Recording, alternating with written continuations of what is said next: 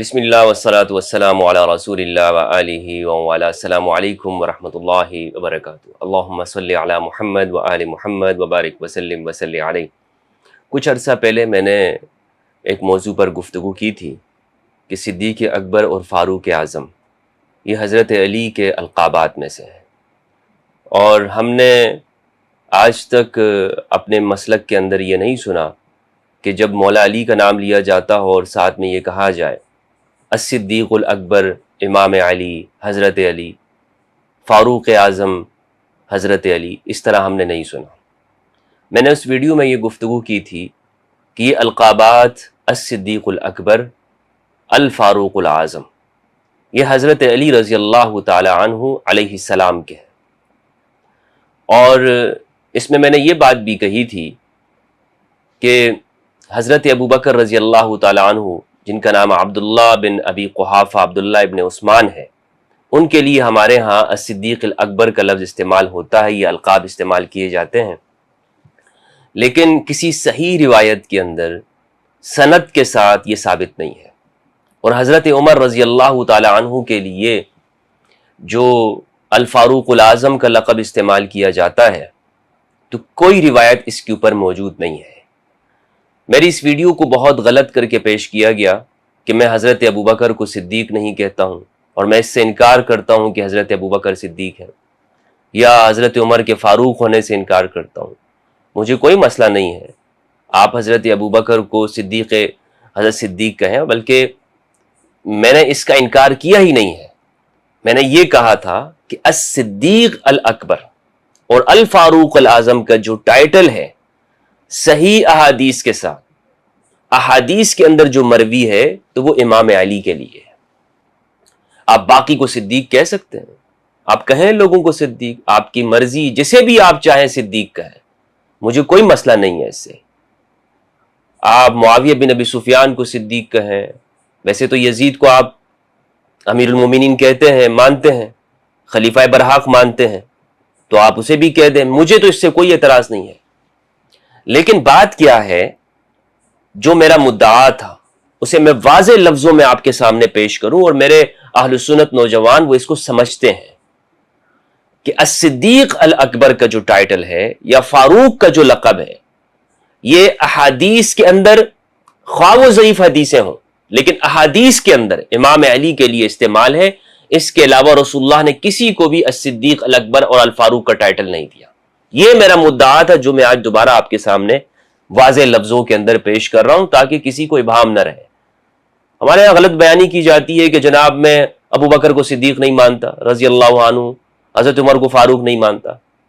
یہ غلط بیانی بیان کر کے سوشل میڈیا کے اوپر ویوز حاصل کیے جاتے ہیں میرے نام سے۔ حقیقت یہ ہے کہ میں نے آپ کے سامنے بیان کر دی، آپ مرضی آپ کسی کو بھی صدیق کہیں، لیکن روایت آپ کے سامنے، ہمارے سامنے پیش کریں کہ بھائی یہ روایت ہے، قرآن اور حدیث کی اس سے ہم استدلال کرتے ہیں، تو میں ماننے کو تیار ہوں۔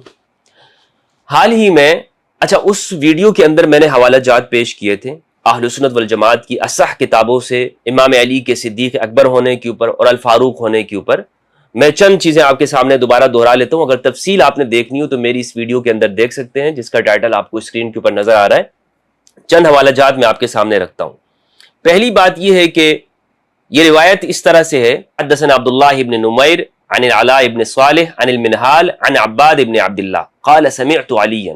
عباد ابن عبداللہ کہتے ہیں کہ میں نے امام علی کو سنا، آپ نے فرمایا انا عبداللہ و اخو رسولہ، میں اللہ کا خالص، اللہ کا مخلص بندہ ہوں، عبداللہ اللہ کا بندہ ہوں، و اخو رسولہ اور رسول اللہ کا بھائی ہوں، وانا الصدیق الاکبر اور میں ہی صدیق اکبر ہوں، لا یقولها بعدی الا کذاب، میرے بعد یہ لقب کوئی استعمال نہیں کرے گا مگر وہ کذاب ہوگا، وَلَقَدْ صَلَّيْتُ قَبْلَ النَّاسِ بِسَبْعِ سِنِينَ اور میں نے لوگوں سے پہلے 7 سال پہلے نماز پڑھی ہے۔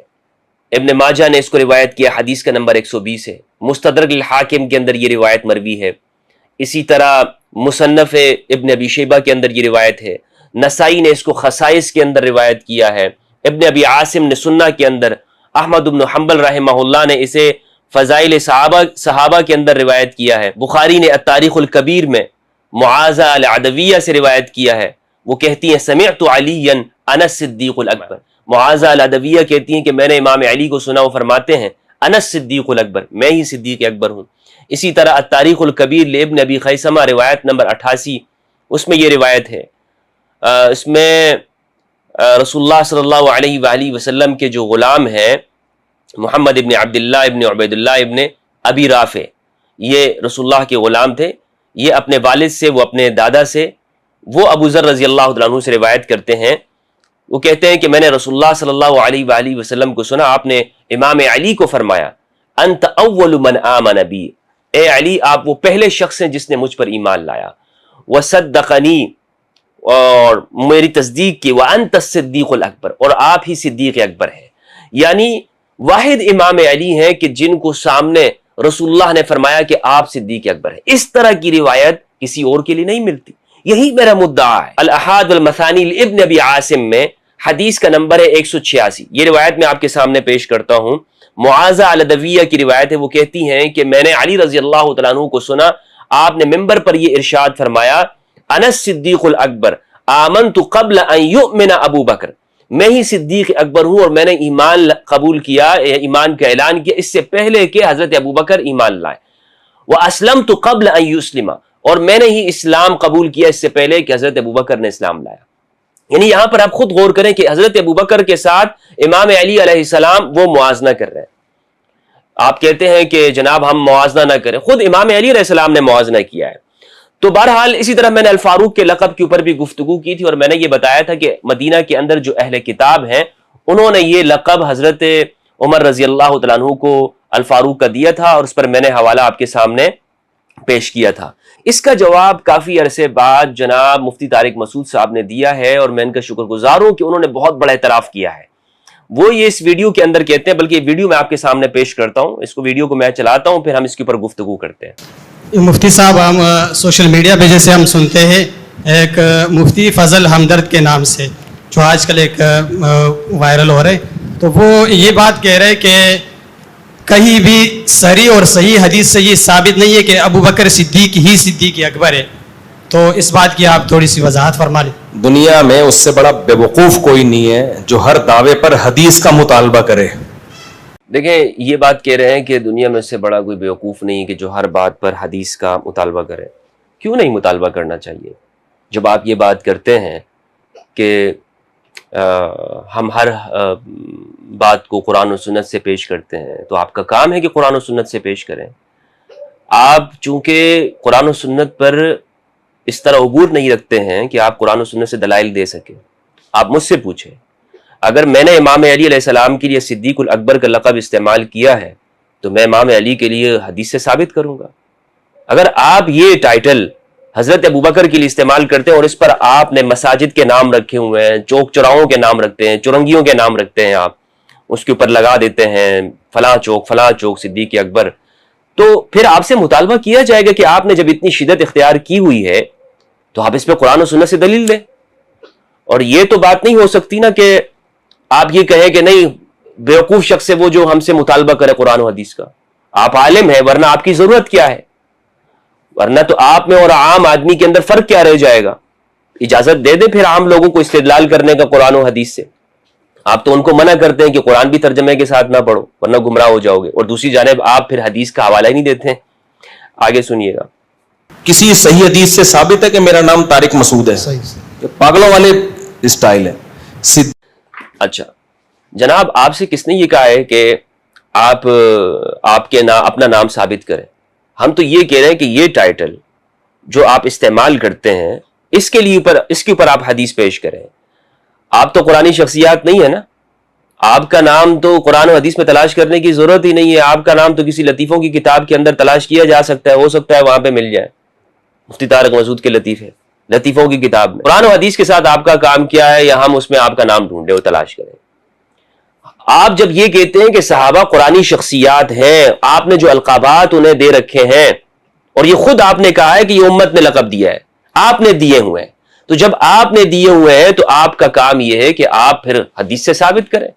ہاں اگر میں آپ سے یہ کہتا کہ جناب آپ اپنا نام حدیث سے ثابت کر دو، پھر آپ یہ کہتے ہیں کہ جناب میرا نام تو حدیث میں ہے نہیں, یہ پاگلوں والی بیوقوفوں والی بات کرے. لیکن دوسری جانب آپ یہ کہتے ہیں کہ قرآن, صحابہ قرآنی شخصیات ہیں, ہمارا فرض ہے کہ ہم ان کا دفاع کریں, ہمارا ایمان ہے ان کے اوپر. یا آپ نے کہا ہے کہ نہیں کہا؟ حتیٰ کہ معاویہ بن ابی سفیان کے لیے آپ نے یہ کہا, حضرت ابوبکر کے لیے چلو تو ہم کسی درجے میں مان سکتے ہیں, لیکن جب آپ نے طلقاء کے لیے بھی یہ کہا ہوا ہے, تو اب آپ کا فرض ہے کہ اب جو ٹائٹل آپ ان کو دے رہے ہیں وہ شرعی ٹائٹل ہے, اور اس شرعی ٹائٹل کو آپ نے, چونکہ امت کے اندر تقسیم موجود ہے, اسی کے اوپر تقسیم موجود ہے, آپ کے اکابرین نے کتابیں لکھی ہیں, اور سارا مسئلہ یہی ہے کہ صحابہ قرآنی شخصیات قابل اعتماد ہیں یا نہیں ہیں.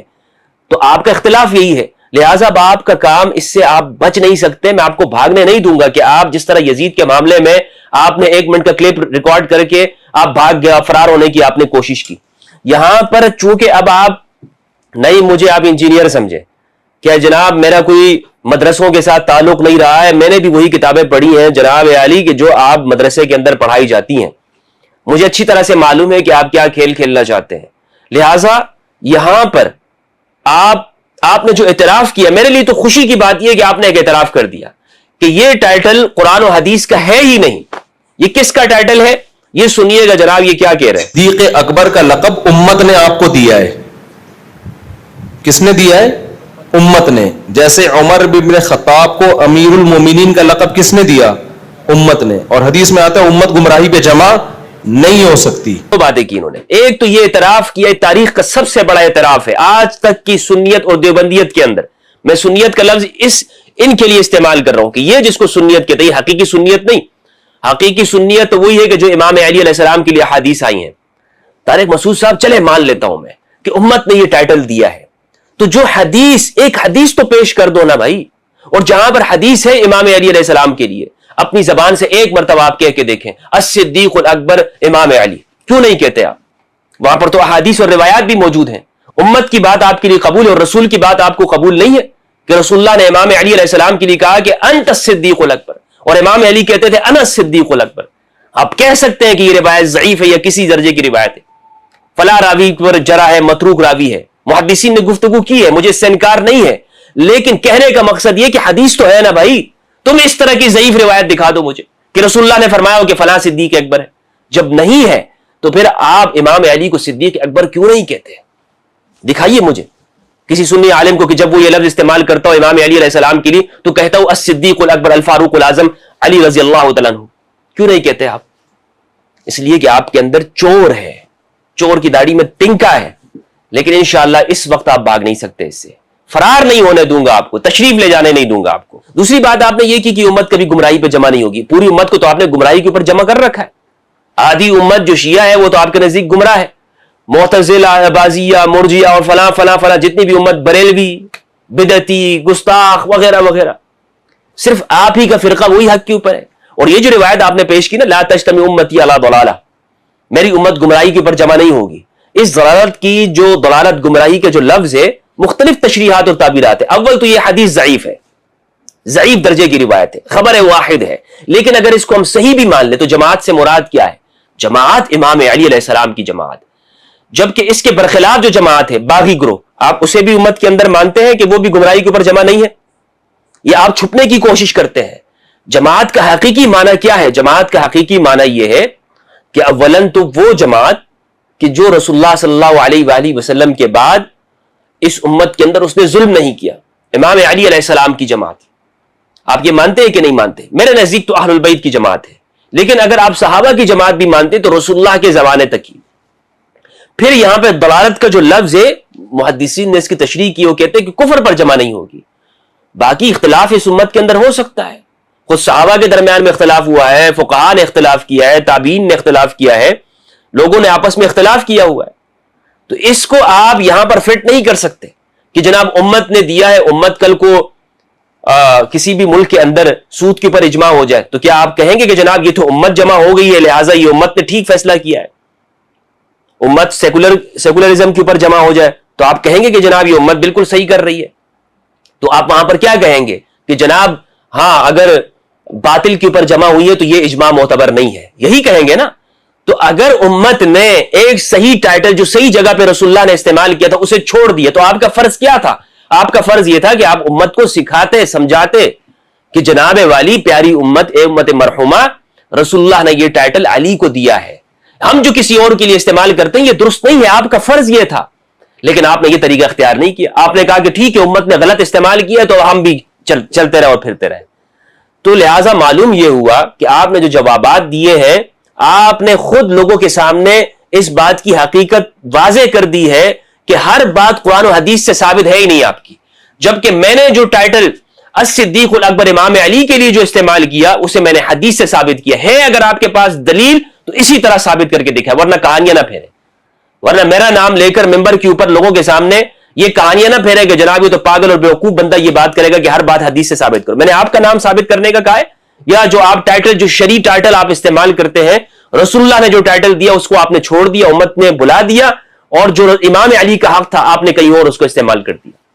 اور یہ ویڈیو یاد رکھیے گا طارق مسعود صاحب, یہ آپ کے لیے انشاءاللہ عز و جل آپ اس کا جواب آپ نے دینا ہے ہر حال کے اندر. مفصل ویڈیو کی شکل میں حوالہ جات کے ساتھ آپ نے بتانا ہے کہ جناب یہ دیکھیں یہ حدیث ہے جس میں صدیق الاکبر ہم استعمال کرتے ہیں اور یہ امام علی کے علاوہ دیگر کے لیے استعمال ہے. السلام علیکم ورحمۃ اللہ وبرکاتہ.